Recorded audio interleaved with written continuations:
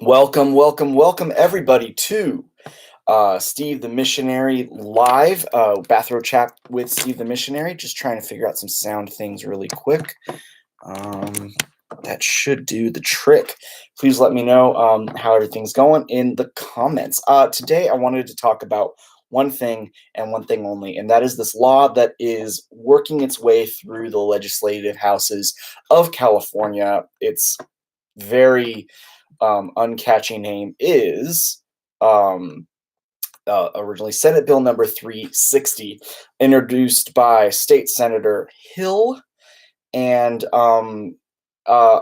only about mandatory reporters. So in California, as in most states, there's a list of people who become mandatory reporters uh, upon working in their jobs. So this includes things like law enforcement, um, childcare workers, teachers, um, also shrinks and psychiatrists, even doctors, if it comes to things like sexual abuse of minors.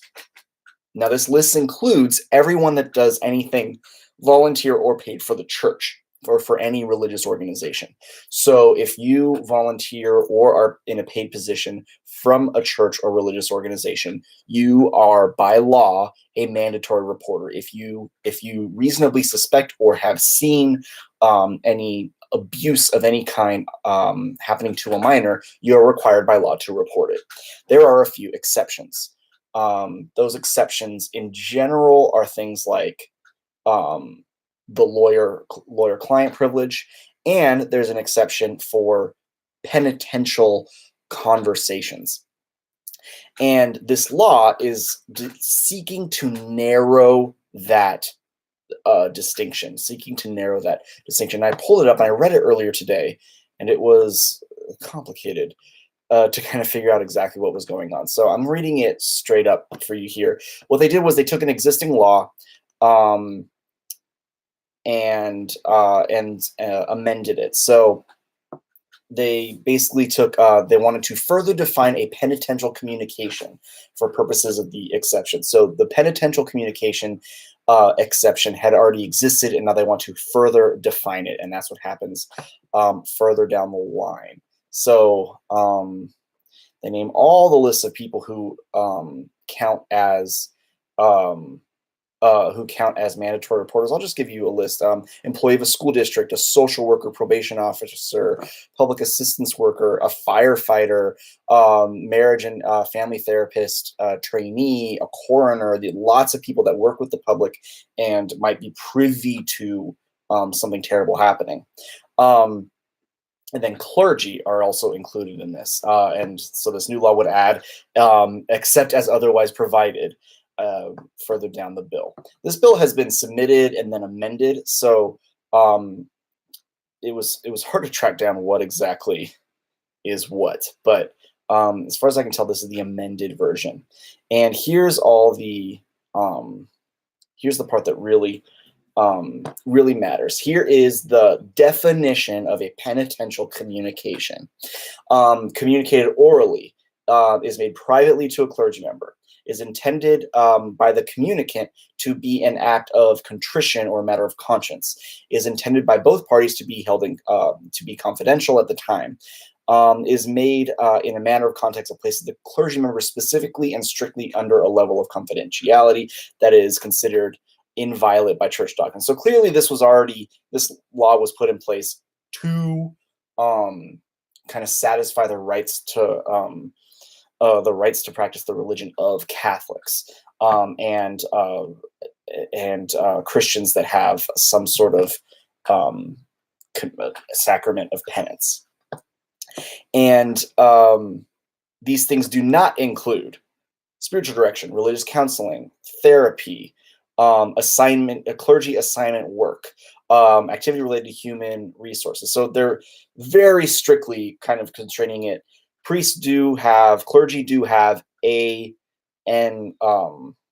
exception to the rule, but that exception is very specifically just the confessional idea. And then something happens at the very, very, very end. This exception described does not apply to either of the following: a penitential communication between a clergy member and another person that is employed at the same site or facility as the clergy member, and also a penitential communication between a clergy member and another clergy member. And you can see exactly what they're doing here. They're taking the most egregious and heartrending and sad and scary possibilities, and they are trying to see if the Catholics will fight back when they try to take it away from the Catholics. And it's scary because here's the thing. This law wouldn't protect children. It's not something that's going to protect children or get justice for children, really. This is a law that is meant to look like you're braver than the Catholics, and it's meant to make the Catholics shake in their boots. Because if we can allow this exception, then they're only going to be asking for more and more exceptions to the rule. And thank you, Shaggy, for commenting. How you doing? This is what's going to happen. They're gonna bring this one law in, and they're gonna. And if Catholics don't put up a big enough fight, they're going to say, well, now this is a new exception to the rule, and this is a new exception to the rule, and this is a new exception to the rule. And they start with a priest confessing to a priest, and if that priest has abused a minor, confessing to a priest, this priest is now a mandated reporter. Or if someone who works in the same building or program as this priest confesses to the priest that they've abused somebody, they have this priest is now a mandated reporter. So a couple things. One is this this law assumes that the sacrament of confession is a way to get information. This law kind of assumes that the sacrament of confession is a way that bad people get ahead in life, or that priests can, piece together the guilt of people who in specific circumstances. And that's not really the sacrament of confession at all. There, for a rapist or a molester, they have nothing materially to gain from confessing their sins. The only thing they have to gain is spiritual. Those are the only gains you get out of a sacrament like confession. And so there's no criminal out there who's going to confession as a way to beat the justice system, as a way to sidestep any justice that's coming to them, as a way to avoid punishment. They're going there to step forward, and so there's all kinds of mechanisms in place to get priests to encourage people to encourage people to set things right. And Ashley just put up a good point. It assumes that the law is assuming that a confession is a way of covering up illegal activity, which is not at all what it is. That let's say illegal activity is confessed in the confessional, that activity is already covered up. This is just a spiritual practice surrounding sin and redemption. So on top of that, it's already been stated by multiple bishops that they are calling on their priests, should this law pass, to disobey the law. It is publicly stated from multiple bishops in the state of California, the priests will not comply. They will still hear confessions. They will still never talk to the police or anyone about any confession. And when asked, did you hear a confession from this person? They will respond essentially no, or that's none of your business. Because that after you confess your sins, those sins are forgotten by God, and the priest leaves them behind too. So that's the spiritual and the practical reality of what's going to happen. We will not be catching more predators. We will therefore not be protecting more kids, and we will be putting priests in danger of arrest. And that's And that's the third part is I would not put it past our police departments or any random citizen to pull a sting operation on a priest. I really wouldn't put it past us in just walking in with a microphone on or a cell phone recording, confessing that you've molested somebody, and then just waiting a couple weeks. And if that priest never does anything, then arresting the priest with the proof that he failed as a mandatory reporter. I don't know what the legal situation for that is, but I also find it like a really short jump from passing this law to enforcing it in these specific ways. And for that reason, and it becomes a very quick attack on the inner workings of a religion, not the public witness or the public action of a religion, which are already legislated to hell. There's tons of Catholic adoption agencies that have been closed across the country because they don't comply with the nation's definition of marriage and stuff like that. And there's a constant rallying cry against Catholic hospitals because they don't supply abortions. And you see it all across the country, this sort of trying to make sure that Catholics serve other Americans on America's terms, as opposed to on Catholicism's terms. And so that's one thing. But this is an action that Catholics do among themselves in a highly spiritual, religious context. And the law is trying to legislate exactly what happens in the most the most obvious way that this is a religious thing that the law shouldn't touch is the sacrament of confession. If you weaken the sacrament of confession for anybody, you weaken the sacrament of confession for all of us. You weaken how it's going to be delivered. You weaken how many Catholics trust it. You weaken the confidentiality that a lot of people rely on, or else they will never confess anything, including things that aren't illegal. There's plenty of sins that are legal. Lying to your spouse is illegal, and there's plenty of lying to spouses that is sinful. So, and there are plenty of legal things that are very difficult to confess. And one of the things that helps Catholics get to the penitential point of being able to do that is the complete understanding of anonymity. When I'm telling my sins to a priest, I am telling them to God, and God is not going to tell anyone else, and the priest is not going to tell anyone else. And this is a religious understanding from within a religion that has been here since before the nation started. And if you're going to attack that inner sanctum of the religion, do not be surprised when the religion starts to react against it.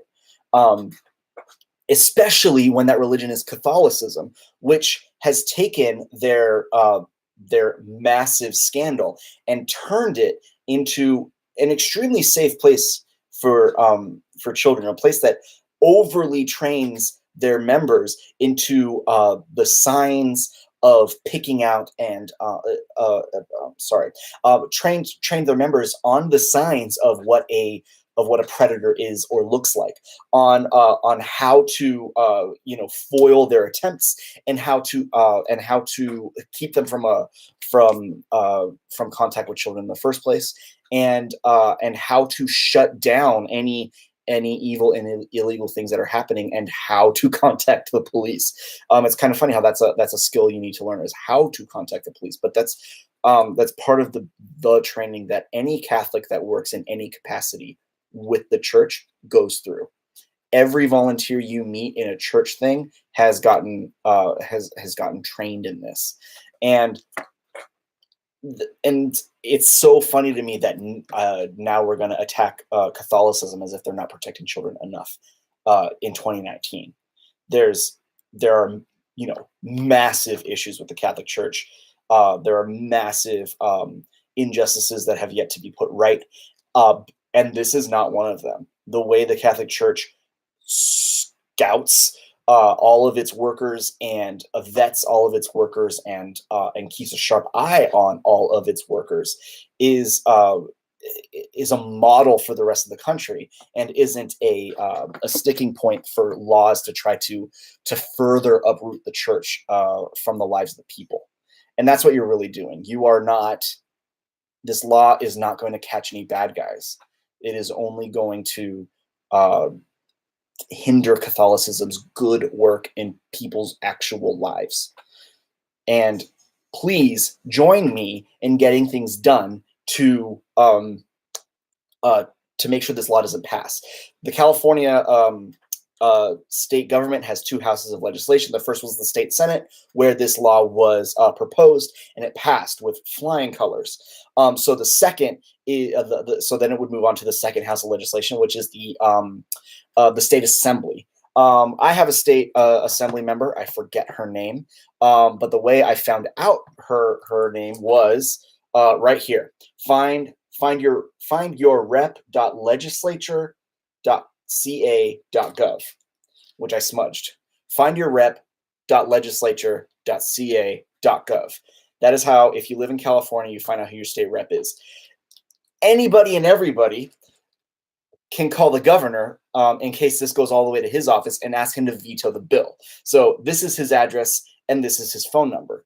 I'm going to read it out loud because I don't know if things are forward or backward on that screen. But Governor Gavin Newsom, Newsom, 1303 10th Street, Suite number 1173, Sacramento, California, 95814, or his phone number, 916-445-2841. I'm asking this from everyone in the entire United States or across the pond. If you can figure out how to call a United States number, I think you added 001 at the beginning of this. And please call the governor of California, mail the governor of California. They really weigh that a lot, a written letter telling him this is dangerous for the religious freedom of the many, many, many Catholic constituents he has in the state, and that we will fight it if he plans on signing this bill. And wouldn't it be nice if he just didn't sign the bill instead? So please help me and help all of your California Catholics to do this, to fight this bill.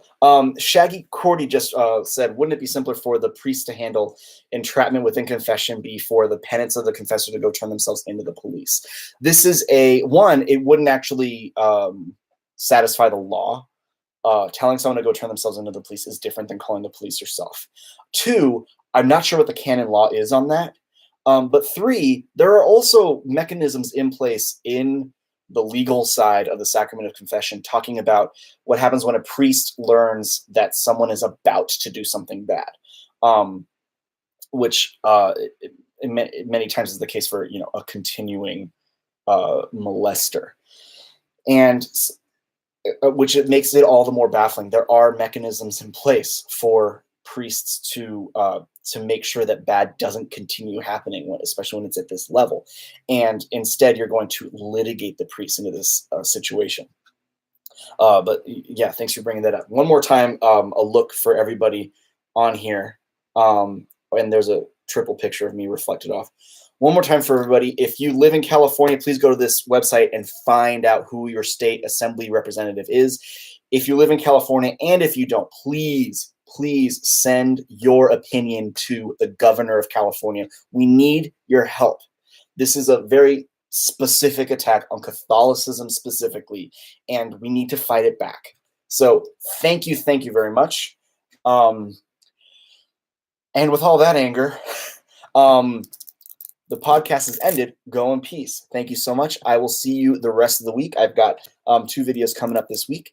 And as always, go check out the patreon.com/SteveTM if you want to support this. This page. All right. Thanks so much. Bye.